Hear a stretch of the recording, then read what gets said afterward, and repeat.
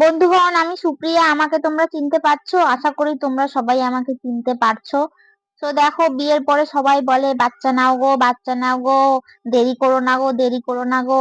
এই যে দেখো যা ঝামেলা, খাওয়াইতে গেলে খাবে না, জল খাওয়াইতে গেলে খাবে না, হাগাইতে গেলে হাগবে না, মুতাইতে গেলে মুতবে না, ওর খেয়াল খুশি মতন।